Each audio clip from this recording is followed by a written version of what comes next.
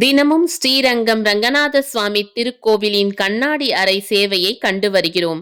மார்கழி 12ஆம் நாளான இன்று திருப்பாவையின் 12வது பாடலான கனைத்திலங்கற்றெருமை கன்றுக்கு இறங்கி என்ற பாசுரத்தின் சிலை வடிவ காட்சிகளைத்தான் கண்டு கொண்டிருக்கிறோம். இதன் பொருள், கன்றுகளுக்காக ஆவினங்கள் பால் சொரிந்து இல்ல வாசலை சேராக்கிவிட்டன.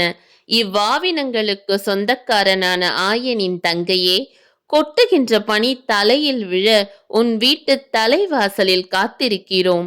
சீதையை கவர்ந்து சென்ற ராவணனிடம் கோபம் கொண்டு அவனை அழிக்க ராமாவதாரம் எடுத்த நாராயணனின் புகழை பாடிக்கொண்டிருக்கிறோம்.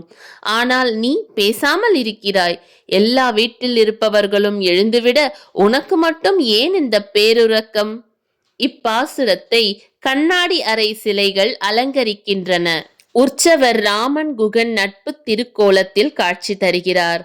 ஆண்டாள் எப்படி கண்ணனை காணாமல் காதலித்தாலோ அதே போல ராமரை காணாமலே அன்பும் பக்தியும் செலுத்திய வேடன் ஒருவன் ராமரின் சகோதரன் ஆகிறான்.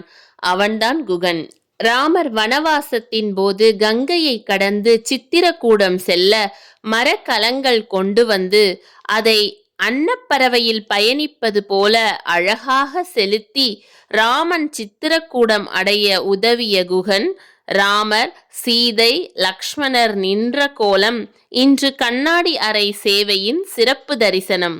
இந்த பக்தி பரவசத்தில் நாமும் மூழ்கி திளைப்போம்.